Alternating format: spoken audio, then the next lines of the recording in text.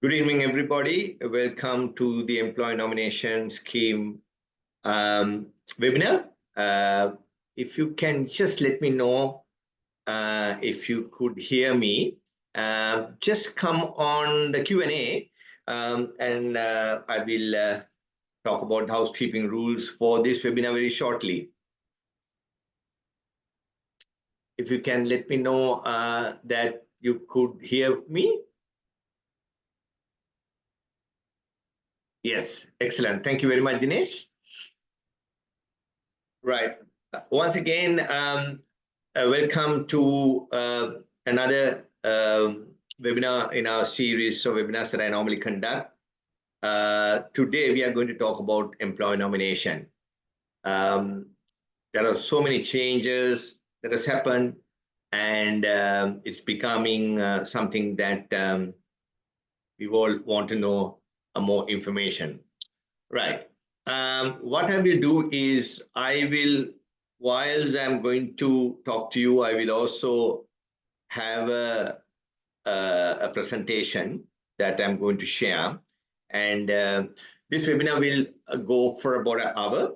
And I will leave all the questions and answers, whatever you want to find out, please leave it to the end of the my presentation.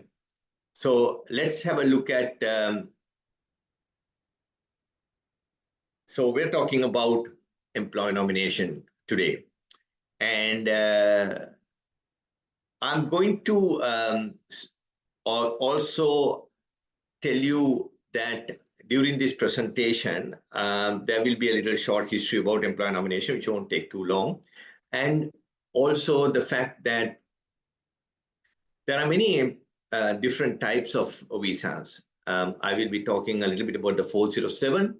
I'll be talking about the 482, then Employee Nomination Scheme 186, the direct entry, and the second 186 transitional that has quite a lot of impact, quite a lot of changes, and also on the 494 visa, which is also employee nomination, and finally a little bit about the 191 visa, which is of course is something that we do after a 494 visa applying for our permanent residency. Right. Let's move on and go into our presentation. That's okay. You can recognize me. That's myself. A little bit about myself will be that I am a registered migration agent, and my background is in migration law and accounting. As you can see, I'm also a CPA and FCMA, and member of the Migration Institute of Australia. And I've sort of covered many areas in my business, my career, and I'll share some of those going forward. Right. And what is Sanchi Culture Associate? So we have got something like about 18 years of work experience in our practice. We have many 1,000+ stories, different partnerships, and we have 30+ employees. Now, our head office is in Melbourne, Australia, and we are also represented in Sydney and also in Darwin. And catering to a very big Sri Lankan community, we also have an office in Colombo, which specializes in general skill migration. And our next office is in the Middle East, that's based in UAE, Dubai, where we help many of the skilled workers to migrate to Australia, specifically on employer nomination. And we also have a representation in UK in relation to especially the UK qualified nurses. Right. So an introduction to this presentation. These are the visas that we are going to talk about. The 407 training visa, the 482, and also the 494 visa, the subclass 186 different streams, and the 191. Employee nomination has been there for a very long time. I had to share that 35 years ago, as an accountant, I was sponsored by an accounting firm. So it has been very vibrant, and it is an area that has never changed. The rules have changed, of course, but the program has never changed. And it's becoming very important, both for employers and employees, these visa categories. And I'll explain why. We all know, as there'll be majority of our participants today will be potential candidates who will be looking at finding PR pathways and trying to understand what this is about. The reason is that we all know that general skill migration has become difficult. There is a certain amount of uncertainty in general skill migration. Is my points enough? Will I get an invitation? Will the state government sponsor me? And on the other hand, my visas are running out too, because if you're on a 485 visa, so there's a lot of stress involved. So this is where that employer nomination comes into the forefront. Now, that is from your point of view as an employee, as a visa applicant. From an employer's point of view, you'll be surprised that employers are also find it extremely difficult to find suitable employees within the country. When I say within the country, we are talking about permanent residents and citizens. So therefore, it is a win-win situation. It's a win-win situation for everyone. For the employee, there are some clear pathways that lead to permanent residency through, when I've explained these visa categories, you will understand. And for the employer, when an employer sponsors an employee, then there's certainty that that person will work with you and do an honest, faithful job for you for a period of time. And for the government, for the country as it for a whole, they know that the people who are skilled are now being employed in their skill set. It's not a top IT professional doing some unskilled work. When people come as permanent residents, sometimes they struggle to find work in their field, and they tend to take something different and they stick to it, and it's a waste of resources, waste of that qualification, the work experience they earn because they're doing something else. But employer nomination addresses that situation. So I would like to, I'm going to talk about the 407 trainee visa. But before that, I'm going to come to a very interesting graph. This will give you a little bit of an understanding why all these visas are there. What is our objective? Our objective is employer-sponsored pathway towards permanent residency. So that's that box that we see in the middle. Now, if you go right down, if a skilled person has less than 2 years of experience and his or her visa is running out, let's say you're on a 485, you're working in an accounting firm as an accountant, but you have got the job only last 1 year, you're completing 1 year, but you can't complete 2 years. So that's the time that you go in for a training visa. A training visa is that we prepare a training plan and you are under because you've just not got enough experience, and therefore you will go into a training visa.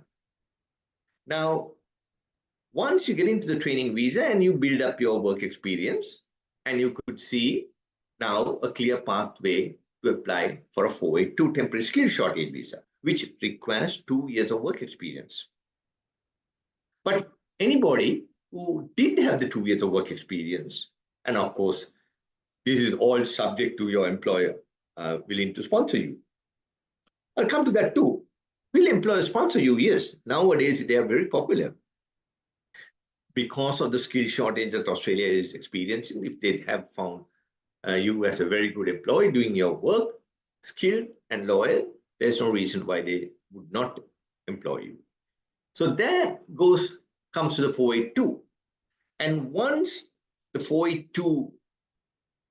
you are in the 482 visa, the person can in fact apply after being 2 years on that visa for permanent residency under the transitional basis for the subclass 186 employer nomination. But from here, after 3 years, you don't necessarily have to be on the 482 for 2 years. If you've got 3 years work experience, you can still come under the direct entry and come into this direct entry system 186 visa, which is 3 years of work experience. Now, also, a person who has 2 years of work experience can apply for a 494 if that employer is in regional Australia, and then come down to the 191. But you'll ask me, hang on, why should they go on to the 494? 494 has a lot of requirements. It has to have a skill assessment, it has to have a regional certification body approval, all that. Why don't we just go into the 482 and then apply for 186, either the transitional after completing 2 years on a 482 or come straight down to 186. This can be not possible on some occupations. Certain occupations don't come under the 482. Not all occupations can come under it's the medium to long-term list and the skill short. Some occupations are just not there. And the chances are that it'll be on the 494 skilled regional sponsorship visa.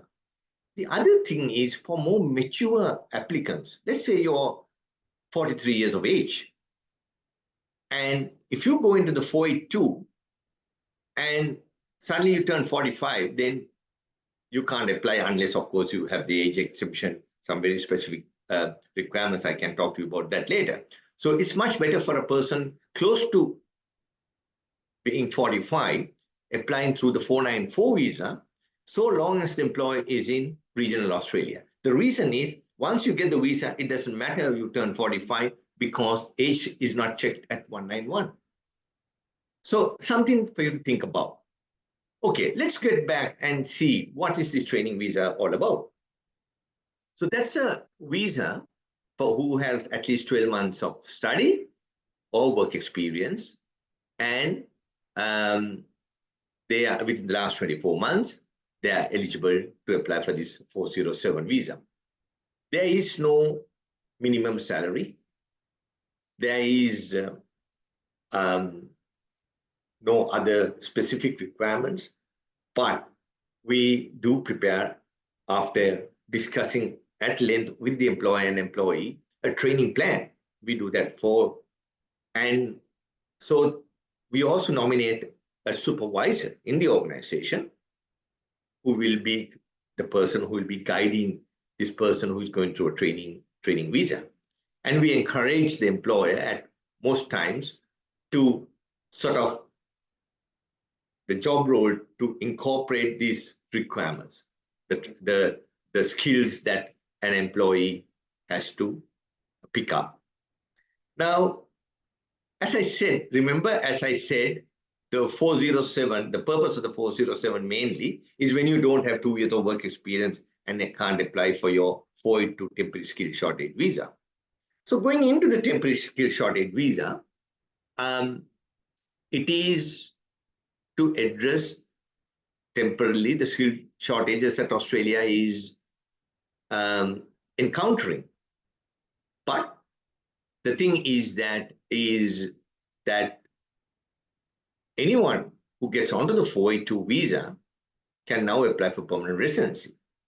In the past, it was not so. This is one of the main changes. In the past, people who were on the subclass 482 can only apply for permanent residency if their occupation was in the medium to long-term list. with the 25th November rule changes, it is very, very attractive. Anyone who is on a 482, if their occupation is in the regional occupation list, the short-term skill occupation list, or medium, they can apply now for permanent residency. And what about the other change? I will talk about these two changes again in detail. In the past, people who use the transitional basis to go into permanent residency through a subclass 186 had to be with the employer for 3 years. Now it's 2 years. It's very attractive. So they want to make people move on to their permanent resident visas very, very quickly. There are some changes that has taken place. The 70,000 already has come. So what is about the 70,000? Is we call it TSMIT. And this is the minimum salary before super that an employer must pay an employee, irrespective of what the occupation is. And they have to also demonstrate that they are paying the market salary. So 70,000 is the bare minimum. And now what we are having is that what we talked about is a streamlined residency pathway. So that anyone who is on the temporary skill shortage visa for 482 on a 482, after 2 years, can move on to their employer nomination scheme under a transitional 186 basis. However, the 186 direct entry has not changed. If you want to go into a 186 direct entry with 3 years of work experience, wherever you get that, your occupation must be in the medium to long-term skill occupation list. So therefore, if your occupation is not in the medium to long-term skill occupation list and it's on the short term, you need to go through the transition. Go it on to a 482, wait for 2 years, get the employer to sponsor you for PR. They are recommending a 3-tier visa system. I said just before that everybody must be paid a minimum of 70,000 or more. This has become very hard for sometimes small to medium businesses who are struggling to find employees. They can't afford to pay the 70,000. So there is a new visa system that may replace, we don't know when, may replace the 482. And it's called, as you see, the essential skills for people who should be or naturally be earning a salary under 70,000. And then we call it the core skills for people, just like now, between 70,000 to 135,000. So, and then we will have specialized skills for incomes over 135,000. Now, somebody will ask me, how do you separate them? They may be, I'm just thinking, the way that they will separate them will be based on the occupation. Based on the occupation, it may be either through essential skills or core skills or specialized skills. As I have put a disclaimer down here, it is important to note that while some of these reforms have been announced, their implementation pending remains subject to the final discretion of the Department of Home Affairs. So please, it has not come, it is recommended. It's a good thing if we have occupations that just cannot earn 70,000 at the start to come under the essential skills so that it will give you that opportunity to the employer to employ them. However, I would expect that the rule of the 482 going into employer nomination will not change. It may have different subclass numbers for essential skills, core skills, or special skills, or maybe they might keep it at 482 and different pathways, but it will lead to permanent residency. So that's about the 482. Now, going to the next one.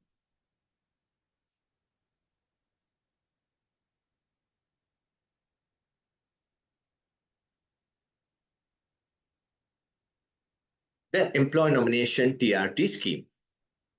Now, I will go back one step I don't want to sort of talk about all the rules around regarding the 482. Most of you would know and you can read up. There is something called labor market testing has to be this thing, which I'll explain later. And the employer has to pay a Skilling Australia fund payment to the government and so forth, which I will talk about a bit later. So going into from 482, we talk about the 186 Employer Nomination Directorate. Nothing has changed here. And for this, a skill assessment is required. If you want to go direct entry, you need to get your occupations assessed, a full skill assessment. You need to have 3 years of work experience. I told you when it comes directly, your occupation has to be on the medium-term list, and you have to have English if you're talking about IELTS 6 each or PT 50 each. And so if you want to go on a direct employer nomination, permanent residency, direct entry without going on a 482, or perhaps if you're on a 482 for less than 2 years and you have collected 3 years and you want to go direct entry, this is the way. Medium to long-term skill occupation list, 3 years of work experience, irrespective of it doesn't have to be in the same place, IELTS 6 or PT 50, and so forth. Now, that's what is the 186 direct. Now I'm going to talk about the Employer Nomination Scheme TRT 186. This is the one which we are all interested. This is the one which we talked about, which has changed. Now, what here we are talking about is that the eligibility requirement. Employer sponsorship, Australian employers must nominate a skilled worker. The TRT stream requires that applicant must have worked. So you need to work with the same employer for 2 years out of the last 3 years. And a skill assessment is not required. On the 186 direct entry, the skill assessment is required. And as I said, I do repeat, it has to be in the medium to long-term list. Here, anyone who has been on a 482 can now apply for permanent residency after 2 years. But the salary has to be 70,000. Or it's not that minimum is 70,000. We have to demonstrate that the market salary rate is paid. I'll talk some about and how do we demonstrate that. I'll talk to you about it. The 2023 reforms that we are talking about, 23 reforms on the 186 funds, is what we already talked about. In the past, you need to be on a TSS, temporary skill shortage visa, for 3 years and be on the long-term skill occupation list to move on to permanent residency on the transitional. You have to be there for 3 years. Now it's 2 years. Before, it has to be in the medium to long-term list. Now it can be either the medium to long-term list, short-term skill occupation list, or the ROL, that's regional occupation list. So this is it's good news. It's a good news it's really good news for any employee whose occupation will fall into either the long-term, medium to long-term skill occupation list, or the short-term skill occupation list, or the ROL, saying that if my employer is willing to sponsor me for 2 years, and they also decide to sponsor after 2 years if they want to sponsor me for PR, then I have a clear pathway. This is a major change. This is something not to be underestimated. It's a very good move from the government. Let's move on, and we talk a little bit about the 494. Somebody will ask me, why go on a 494? And 494 visa is a 5-year provisional visa. You need to be on that 494 visa for 3 years. You need to live, work, and children have to go to school, all in provisional, regional areas. and in the postcodes of the regional area. Why do you need to apply for that? Apply for a 482 and move on to PR directly. Now, as again, I want to repeat, the reason for that is not all occupations are available for the 482. For the 494, the list is longer because it's regional, they include more occupations. And as I said, if someone is a mature age applicant, close to 45, they don't have the luxury of waiting, going on to a 482 and then trying to apply for PR, because by the time they'll become 45.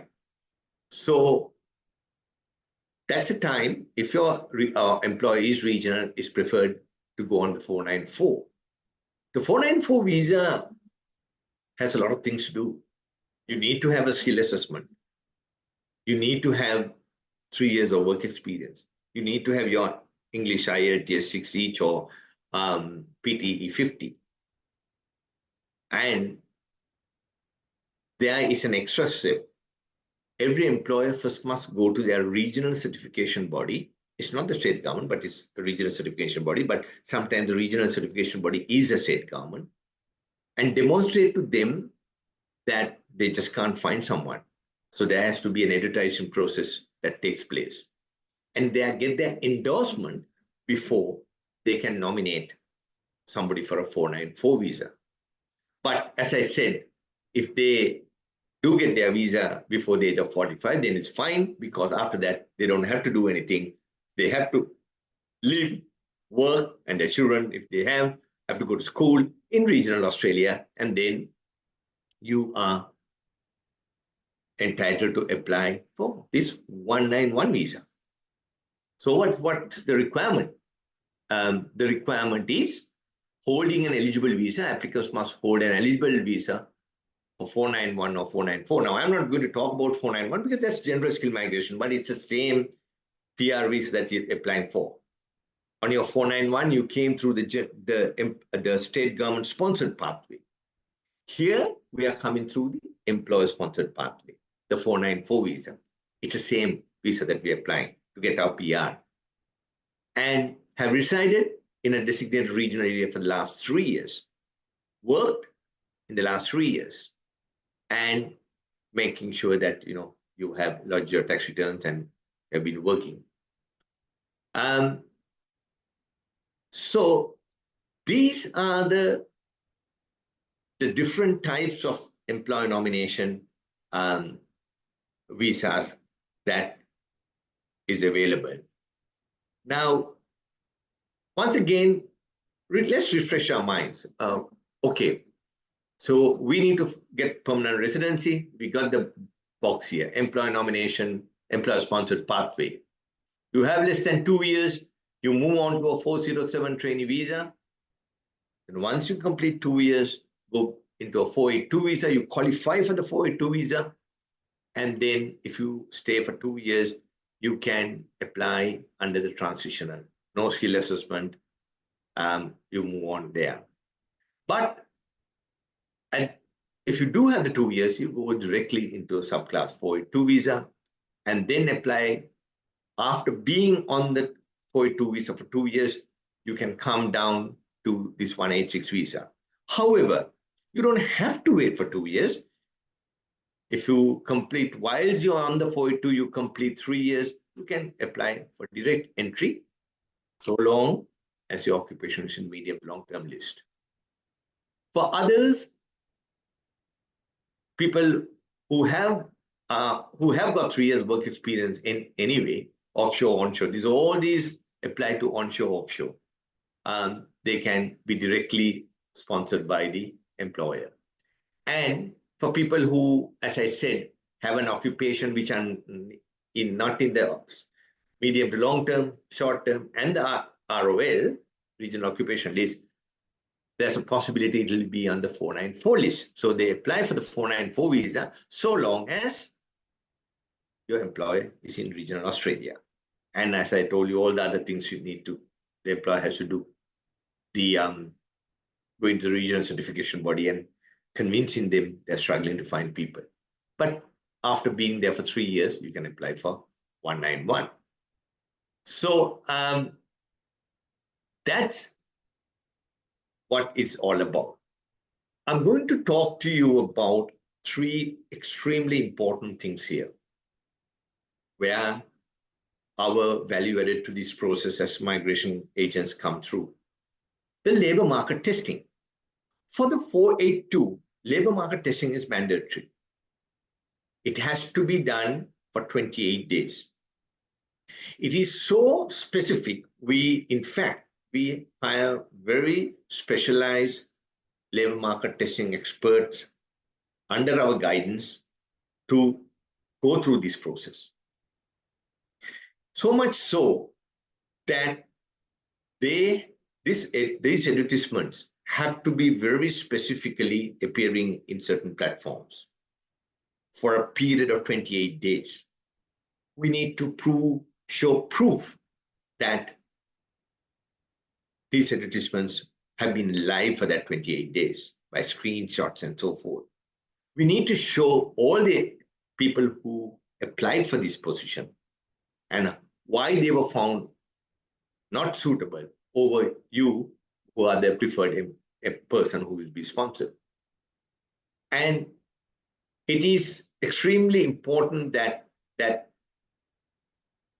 labor market testing is current. And how do they say 4 months? What 4 months? From the day of the first advertisement, 4 months. Otherwise, your nomination gets refused. And for the 482, the employer must pay a levy to the government. It's called the Skilling Australia Fund levy. If their turnover is less than $10 million, they pay $1,200 for every year that the employee is going to be sponsored. And if the turnover is more than $10 million, that will be up to $1,800 a year and paid upfront. Then the genuine position report. This is something, again, we prepare. We need to justify to the immigration department that this position is genuine. There is a need. We cannot find a person. What they do, how do these employees be incorporated? How did the position come about? Did somebody resign? Or were there increase in their turnover? So much and so forth. So it's a very important report that we prepare, the genuine position report. And we prepare in conjunction with the employee and the employer. And then the market salary survey. Now, we can't say the minimum salary being 70,000. We can't say, okay, right, we pay everybody 70,000. No. We have to demonstrate that, let's say we take a software engineer with 5 years of work experience. We need to show that in the marketplace, if a software engineer with 5 years of work experience is paid X amount of money. How do we do that? We have to show advertisements.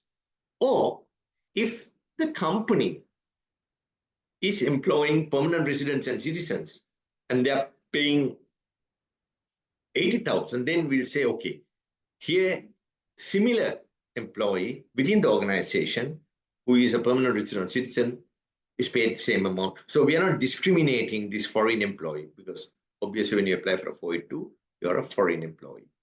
It's not discriminated. And there are lots of compliance matters that the person who is sponsored must be in fact working that particular occupation, must be doing those duties, be in that location, and the department needs to be advised if anything is different. And sometimes companies change, they are sold and they move on. What happens to the employee? So they are given an opportunity to find another employee. It was only 2 months, but now they're giving a little bit of more time to find another employee. Now, going into questions and answers, loud answer. This is our officers both in UK, Dubai, Sri Lanka, and in Australia. Now, let's go into Q&A, and I will stop sharing the presentation. We'll go back and let's answer some. I'm sure you'll have a lot of questions. Please feel free. It is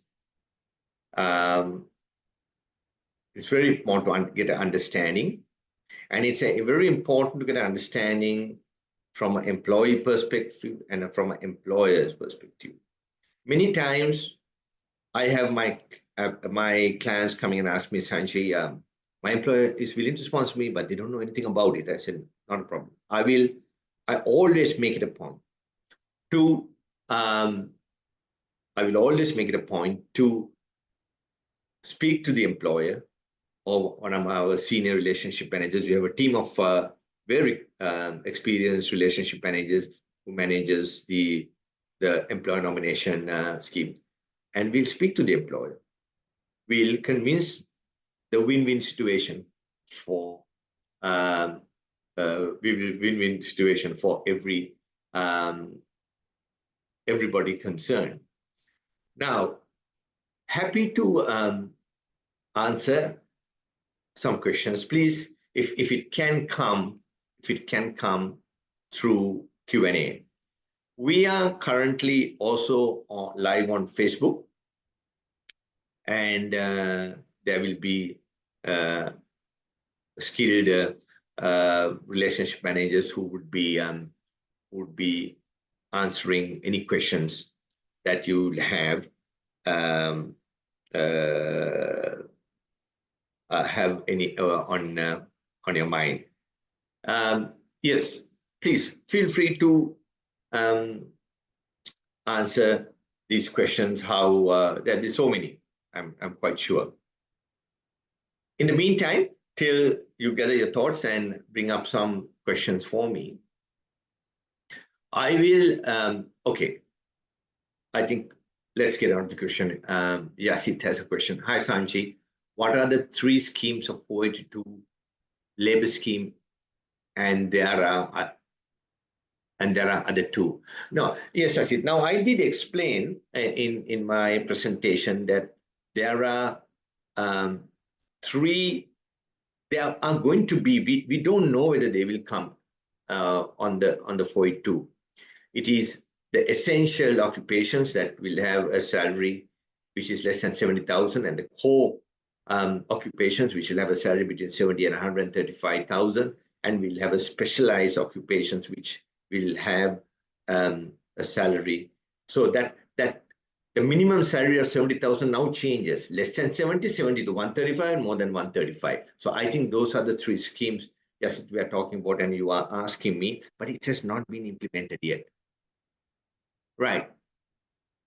Nihara asks me a question. Since you have to wait 2 years on a 482, if the 482 visa expires in 2 years, I love that question. I know what you're going to ask me. Would you have to renew the 482 visa first and then apply for the 186? Because at the end of 2 years, the 482 will expire. What an excellent question. Nihar, I'm glad that you asked me, because if you didn't ask me, I meant to ask that question and give the answer. The policy in the department is that, I'll go through this very carefully. The policy in the department is, let's say that you have applied for a 482 for 2 years. It is only in the short-term skill occupation list that you're given a visa for 2 years. In the medium to long-term skill occupation list, you could be given a visa between 3 months to 4 years. Now, let's say that that occupation is in the short-term skill occupation list. So you can only get 2 years. So Nihara's question is very valid. She's saying, okay, if it's 2 years, I had to wait till the 2 years, but how can I wait? Because the visa will expire, and what do I do? So the department is very, very cagey about it. When I say cagey, is that I was actually reading that their policy. it's at the discretion of the case officer. That's no good. There'll be some very nice case officers who will say, yeah, only 2 days to go. What's the big deal? I'll consider that the person has been there for 2 years and they can apply for the visa. And another person comes along and says, no, you didn't stay. And therefore, we are going to refuse your nomination. It has happened. I've seen certain, well, the reason this case is not one of my clients, but is that they thought 30th of June, on 1st of July, she was completing 2 years. They thought on 1st of July, they will change the rules. And on 30th of June, they applied. They were short 1 day. So answer to that question, Yara, is that if your occupation is in the medium to short-term skill occupation list, I won't apply for 2 years, I'll apply for 3 years. And if your occupation is in the short-term list, I'll apply when the 2 years is coming up, I just apply for 1 more year. Very, very good question. So I can't rely and I can't say, okay, let's be lucky and maybe we get a nice case officer who will say 2 days, what's the matter? We will approve. No, it doesn't happen. It is subject to the discretion. Not a very good thing because they can't legislate it. If it's 2 years, it's 2 years. They can't legislate it because is it 1 day before do you apply? Is it 2 days? Is it 1 week? 1 month? They can't put it down to know when you have finished the 2 years. What are the prerequisites for an employee in the hospitality industry? In the hospitality industry, when I talk about prerequisites, we also talk about caveats. Certain occupations have caveats. What does it mean? I'll take the easy one, accountant. For you to be sponsored for a 482 or a 186, the company must have a turnover of more than $1 million and have more than 5 employees. If not, you can't nominate to be an accountant. It's very unfair because a small accounting firm may have 3 or 4 employees or even 5 employees, but they won't have $1 million turnover. It's a service industry. So let's talk about the hospitality. That's the question. Now, hospitality has many occupations: cafe and restaurant manager, cook, chef, hotel manager, motel manager, events manager, all that. But some of the occupations like cook and chef there are caveats, and the caveats are like this. It can't be a fast food restaurant. You can't nominate a cook or a chef for a fast food restaurant, not makers of it. They can't also be nominated by limited service restaurant. There are some restaurants which have set menus, and let's say in your shopping center where they have it it has to be a restaurant, sit down, menu changing, so that the need for a cook and chef is there.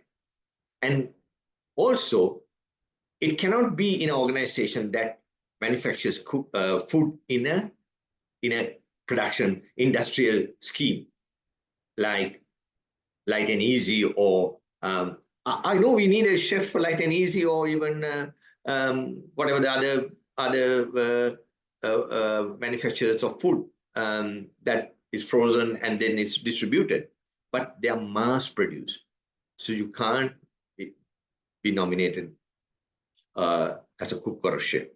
However, the cafe and restaurant managers, the hotel manager and the motel manager, they don't have caveats because they're managing a hotel or a motel. Right. Next question.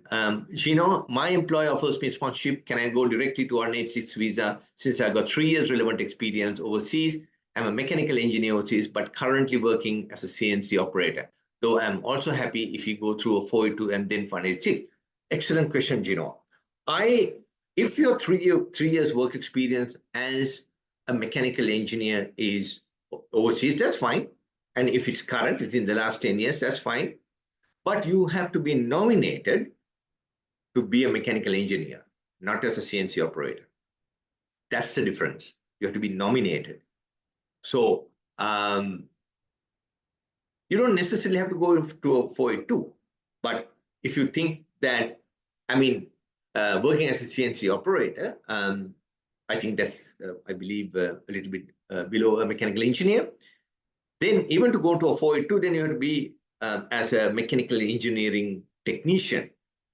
We have or a technologist occupation. And then you can go into the 482, but again, you have to have 2 years. And then you can't take the mechanical engineer's work experience either. So you're better off being nominated as a mechanical engineer. I run my own business somewhat similar to my occupation, and I'm working part-time for an employer. I don't have 2 years of experience with my employer. Could I fill my employment shortage through my own work? Yeah, I think what you're talking about is self-employed people, Chan. Yes, a self-employed person can claim their work experience, but it's difficult. So if you're working for an employer, you have your pay slip, you have your bank statement, you've got an employment contract, you've got your employment letter, you've got your superannuation or EPF or ETF if you're overseas in Sri Lanka or whatever the superannuation scheme in whatever the country. But when you are working for yourself, none of those things might be there. So it is a lot onerous for an employee to say, I ran my business, here is my registration, I generate invoices and I get paid. So there could be a lot of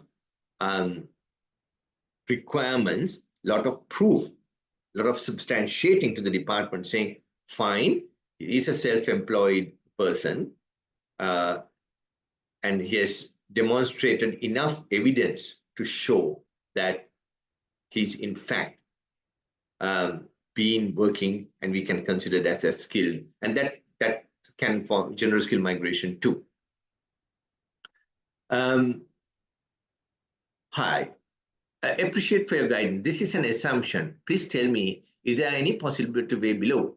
Suppose I am the person who's going to apply for PR and I am taking my family with me. Can I move back to Middle East for work whilst my family living in Australia? Will that be a problem for citizenship? If that having a problem, how long? No, look, I don't understand that question. So you have been sponsored. If you have been sponsored for a 482 visa, you have to work with that employer. If you have been sponsored for a subclass 186 visa and you have already got your visa, then there is an obligation for you to work in that organization 2 years. But it's not mandatory. Once you get your permanent residency, you can travel anywhere you want. But remember, you need to maintain 2 years out of 5 years, every 5 years to continue your permanent residency. Citizenship rules are completely different. You need to spend 75% of your time in Australia in the last 4 years to get your citizenship. Hope you can, if I didn't answer that question, please feel welcome to give me a little bit more specific. Donna, the ENS means the employee is bound to the sponsoring employer. What happens after PR? That's exactly what I said. There is an obligation that after you get your permanent residency, that you continue to work for the employer for at least 2 years. But there is no compulsion. You could move, but as a matter of loyalty and as a matter of gratitude, I always encourage people to stay with the employer because they have given you a lifeline. They have given you a permanent residency and they have gone to the extent of sponsoring you. So please, honor that. Where can we see the short-term to long-term occupation list? Yes, so if you go into your Department of Immigration website and just say subclass 189 visa and go to the check eligibility, you will have occupation list. You click on that and then you will have what we call a legislative instrument. And then for each visa category, you will have a list of occupations. Gomati says studied accountancy in Australia. Great. And I do have Australian experience and UAE experience, currently living in UAE. My Australian employer is willing to sponsor me. I do have 60 each in PTE as well. If I go to your UAE office, that's to our office, someone can show me the correct path, right? I thought for skill assessment. Yeah, excellent. In fact, our country manager, her name is Andrea, and she is one of also employer nomination relationship manager skill. So she'll be more than happy to assist And she's also in the process of in recruitment where we match employees with employers. So yes, please do go and meet Andrea, and I believe you can get the contact details from us. Chanukka says, I have applied, I have had previous visa refused to Canada. Will be this effect if I apply for a FOI2 visa as offshore applicant? What is very important is that you declare that. It doesn't matter that whether your visa has been refused. You need to declare that. It doesn't matter whether you have a criminal record. I'm not talking about serious criminal record, but criminal record, shoplifting, or you get into an argument and you're sentenced by court. Look, you need to disclose it in whichever country it happened, because the information system is very, very good, and it's shared because of terrorism and so forth. It is shared.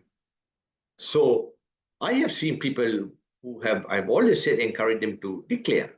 Because once you declare and they come back and say, what about this? You can explain. But if you don't, and they find out you're barred, you will have a PIC, which is called public interest criteria condition. And that's real trouble. You get your visa refused and you can't apply for the next few years too. So very important to declare your visa refusals, your medical, and you also, if there was any criminal history. Sanjay, this is not related to employer sponsorship, but this is regarding a postgraduate visa. What do you think about lowering the age of postgraduate to 35? Do you think it's applicable to existing students? I like you are qualified yourself, say this is not a serious question, but I'm happy to answer. Look, it's really unreasonable to bring it to 35. The good thing is there is no date that they have completed. They're thinking about it, right? And perhaps I sincerely hope if they do bring the law, that they bring the law for new applicants and not people who are already studying, because 99.99% of applicants who come to study is hoping to study, and to get the work experience, they are relying on the post-work stream visa. So it's very unreasonable, but I can't say this for certainty, but I sincerely believe that the department will have a sunset clause. Right. Yasoda asks me, can we apply for a 186 direct entry if I'm on a 485 visa and have 3 years of work experience as an assistant accountant? Do I need visa? The question is that, yes, you can apply for direct 186 permanent residency if you've got 3 years of post-qualifying work experience. The position can be assistant accountant, but it depends on at what your job duties have been. An assistant accountant, where you do a very limited number of tasks in a large organization, may not. But if you're an assistant accountant, maybe a small organization where you really do the tasks of an accountant, it doesn't matter what the designation is, it matters what the tasks are. Do I need with the same employee? No. The 3 years does not have to be with the same employer. It does not have to be confined to 3 years in Australia or 3 years in overseas. It can be a mix. Right. What about QS professionals having membership from AIQS? Is there a possibility to find sponsorship? Please get in touch with our Dubai office. They do specialize with the content surveys, and they do sometimes have employer opportunities, but majority of the people can come on general skill migration and then and look at employers. Niroshan asked me, what is the pathway for HR having experience over 10 years of HR? Yes. So if you can go under general skill migration, it may be very difficult. You have to get a state government sponsorship because HR would be in the HR specialist would be in the short-term skill occupation list. But certainly if you do find an employer who is willing to sponsor 2 years, and you can apply for PR through the subclass 186 transitional. Can I, Pramit says, can I know how 186 sponsor visa would affect my employer in terms of financially? Then why they are not much interested in sponsoring. Look, it's nothing to do with financially. Now, for the 186, there is what we call a Skilling Australia Fund payment. I was talking to you about when you are applying for a 482 that you have to pay $1,200 for every year paid upfront. Now, for the ENS, there is a payment for Skilling Australia Fund. A company who is having a turnover of more than $10 million would need to pay $5,000. Much more or less, companies are less than $10 million, and they have to pay $3,000. So if you ask me, affect the employee in terms of financially, it's $3,000. But hang on, we are looking at not doing favors. We are getting an employee, and if they had gone to a local recruiting company, they'll be paying good 2 weeks to 4 weeks salary of the employer of the employee, and this doesn't have to happen when you're getting a 186 person, and perhaps that 186 person is working for you anyway. So the reason that I in the past, they used to be not too sure, but there is a lot of awareness. In fact, some people come and say, can you speak to my employer? I certainly would do and explain to them. It's a win-win situation. There is a lot of interest in sponsoring, but what has happened is employees are not aware of it. I mean, this information that I'm talking about, they don't know about it. They say, if I sponsor somebody, I'll get stuck. Do I have to pay for him? Do I have to, what do I have to do? No, none. The employer, there is no difference in between employing a permanent resident or citizen or sponsoring somebody because you couldn't find a suitable person. For employer nomination scheme 186 direct, labor market testing is not mandatory. Recommended, but not mandatory. Janita, how can I find the list of employment that are eligible for the training visa? Yes, generally most occupations are, but if you want specifically, then again, as I said, go into the Department of Immigration, put any visa subclass, general skill migration, go into eligibility, go into the what you call skill list, and there's a thing called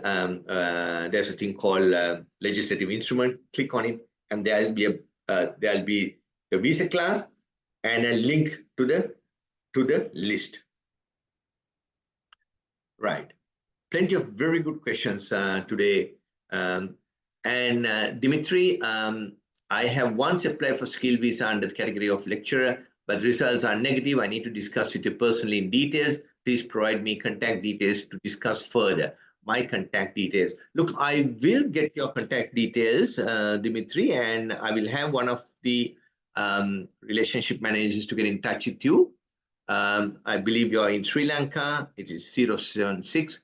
Oh, I won't say the total number. It should be kept confidential, I believe. Right. Now, that's I'll get that correct number of you. Dimitri, one of the things that you may is a lecturer has some very specific requirements for skill. There are fact sheets. So our relationship managers will assist you. It will be about where you work, what are the papers that you have presented, all that will come into. So there is no reason if you're a lecturer and you're suitably qualified that why you can't get a skill. So I will have someone giving you a call from our Colombo office. Yes, Jaya, experienced QS who are working in UAE, what are the possibilities of skill migration and employer nomination? What is better? Please explain the current situation in the Australian construction industry. The current situation in the Australian industry is very, very, very active. They are trying to reduce migration because they don't have enough houses, because they are building infrastructure at a rate. So obviously, quantity surveys and anyone in the construction industry. So much so that in Western Australia, the government is paying to employ foreign employees to very interestingly, this is in Western Australia. So I recommend you to come and have a chat with our Dubai office, since you are in UAE. Have a chat with Andrea, and she'll be happy to explain. You start the general skill migration and you can move on to employer nomination. The reason is you have to do a skill experiment, you have to do a skill, all that you do for both. And then you also apply and find we will be looking and trying to match you with employers in Western Australia who they are actively looking at and the employer financially they are very well off because they get different grants. I trust you can get in touch, Shah, with our Dubai office. And Shanuka asked me, could I change my employer during my 482 visa? Yes, certainly you can. Now, there are a couple of things you need to be mindful. You can change your employer. You don't have to apply for a new visa. If you're going to change your employer, that new employer must sponsor you for a 482. And you can work for the new employer only once the nomination is approved. Your visa is already in place. We link the visa to the new nomination. However, that will impact your goal of applying for permanent residency under subclass 186 transitional, because you have to be in 2 years in the same employer. So you have to start all over again. But again, if your occupation is in the medium to long term list, you don't have to then stay for 2 years with one employer. So long as you get the 3 years, go direct entry. So long as you got a skill assessment and your English. I'm getting 55,000 per year as an accountant. So employer can sponsor me? No, you can't. Employer can sponsor you, though you have got 55,000, but they need to be willing to pay you minimum of 70,000 or the market salaries rate. Varuni asked me, can I please know if there is more chances getting invited for 190 when on a 482 sponsorship with occupation is chef in Victoria with 80 points? Varuni, there is no, just because you're on a 482, that doesn't mean that you will not get a 190. You will get a 190 like anybody else if you fall into the occupations that particular state government. I think you're talking about Victoria here. Yes, if Victoria is sponsoring chefs and they will say, okay, we'll sponsor people with 85 or 90, it doesn't matter what visa you are on, you will get it or not get it based on their criteria, which you and I don't know. And when do they sponsor? So as a chef, I still think it might be good for you to go on a 482. Hiruni, what are the best options for secondary teachers who are having more than 10 years of work experience? Excellent. But I don't know, Hiruni, whether you're in Australia, whether you got qualified in Australia as a teacher or not.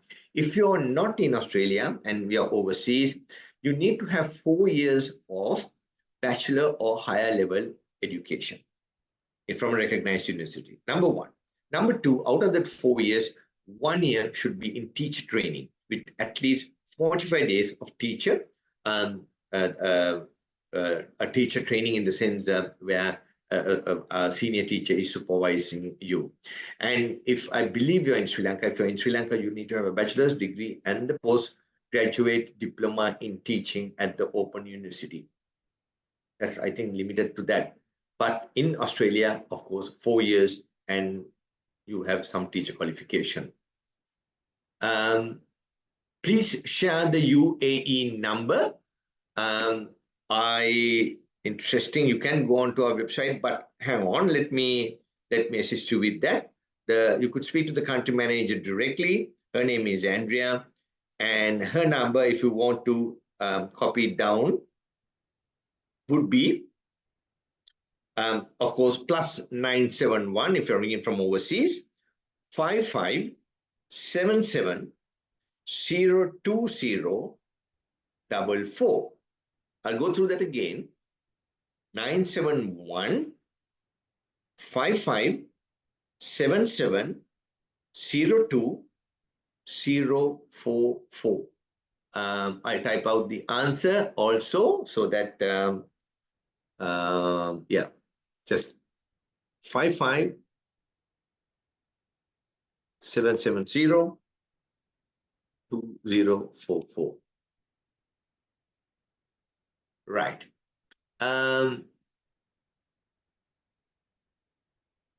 Correct. Now, teachers who are 10 years of experience, and Hasita has a question for me. I have a positive skill assessment as a mechanical engineer and technician. I'm looking for a sponsorship. Are your agency helping with that? Please register with us. We can't guarantee, but we'll certainly be attempting to put you with a potential employer. Right. Right on 1 hour and 5 minutes. I was expecting to go on for about 1 hour, maybe 1 hour, 15 minutes.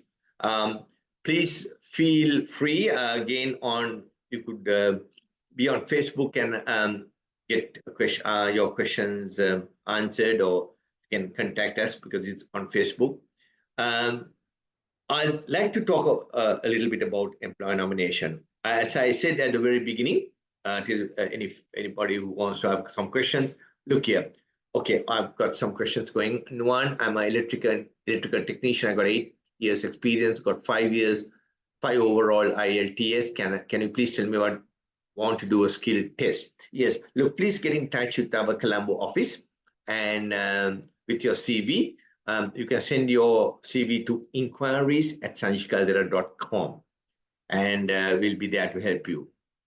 Chanukul tells me, I got my 482 nomination and visa visa refused by others in onshore. Currently work for the same plan. Could I apply for 186? Certainly you could.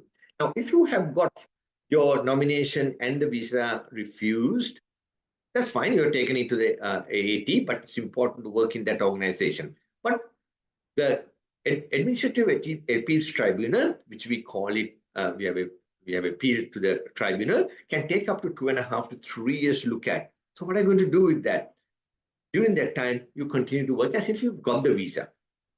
Now, during all this time, suddenly you might have a situation, if your occupation is in the medium to long-term skill occupation list, you may have completed now 3 or 4 or even 5 years of work experience. Why not apply for a nomination whilst in Australia for a 186? But you can't apply for the visa. You have to go offshore because you are Section 48R barred. You get your nomination approved. You apply for a bridging visa B because your matter, your 482 is in the tribunal. You go offshore, apply for a 186 offshore, come back, work as usual. Your 482 in the background is happening in the tribunal. Maybe you might get the 186 nomination and visa approved. Then you withdraw the 482. It's a common thing, and it has happened many times in our organization. Dimitri says, Anjali, I have 19 years experience retail and 8 years as a manager. Currently, I'm reading for my master's in Suffolk University. I hope I got that. Is there a positive category? Anjali, it's important for you to send us the CV because I wouldn't be able to answer. I really want to know what the occupation was, how many years, and all that. And perhaps I could say it might be that you might have to come for further studies here. What is the English requirement for the partner for a 186?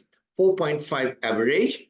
There are many things. They don't have to do, the partner doesn't have to do English if they have studied for 5 years or they're done, got a bachelor's degree studied in English. There are various pathways. If none, they have to get 4.5 average. And if they can't, they can pay a second visa application charge, very expensive, but a second visa application charge and get through. Can you tell, in your point of view, what are the chances of getting invited for a 189, 190, 491 mechanical engineer in my target occupation? Now, that is a very wide question because we don't know that. We don't know how many points you have got, but we don't know whether you are in onshore or offshore, because the rules for onshore applicants who are employed might be different, might be less than offshore, and from state to state it could be different. So it's very important that you get the assistance to make sure that you claim the maximum amount of points and that you lodge multiple EOIs to improve your chances. Once again, talking about employee nomination, as I said, it takes the uncertainty out. As that last question says, when do I get it? When do I get it? And if you're onshore and your visa is running out, you're under real lot of stress. So my advice is, it doesn't matter what occupation, whether it's a cook, accountant, engineer, or a space scientist, try to work in your occupation or at least closely related occupation. Have the dialogue with the employer. Have the dialogue with the employer saying, look, I can apply for my permanent residency, but there is uncertainty. I don't know when I will get an invitation. I don't know whether I will get split sponsored. please consider sponsoring me. It's a win-win situation. Employee says, okay, I don't know what is in for me. How do I get about? Yes, we'll speak to and get in touch with your migration agent and say, please speak to my employer. So that's the way, as I shared my personal 35 years ago as an accountant, I was sponsored by my employer. I was a CIMA qualified accountant. They didn't recognize at that time, but I went through an employer nomination because I was working for an accounting firm. I'm a government employee, work as a development officer, 10 years experience. Can I have the opportunity to work in Australia? Jami, when you say development officer, we don't know whether it's agriculture development officer or any other occupation. Please send us a CV to inquiries at Sanchi Caldera for a no obligation assessment. Right. Yes, as I said, this is the trend. We have perfected the employer nomination. We know there's so many employers who they just can't find. So we are starting recruitment. We do have employers, and we are looking at really presenting to the employers that if they can't run the business, if they have to keep the doors closed and they can't run for 5 days because they don't have skilled workers, they have the option of sponsoring foreign employees on a 482 or a 486, 186 from overseas. Right. Excellent. We're coming right on 1 hour and 15 minutes. Now, I sincerely hope that I have given some insight to the employer nomination, all about 407 or the 482 or the 186. If you please feel free to get in touch with us. And as I said, we have offices in Australia, Dubai, Sri Lanka, and also in UK. Please get in touch. Have a chat with one of our relationship managers, and if your employer wants to have a chat, they can talk to them, or I'm happy to speak to them. So we are now coming to the end of this webinar. Thank you very much for coming along and having a listen to our, and I sincerely hope that you gained something out of this webinar. Most importantly, have a great weekend, and please keep safe. And once again, you can contact us at inquiries@sanchicaldera.com. All the best then. Bye for now.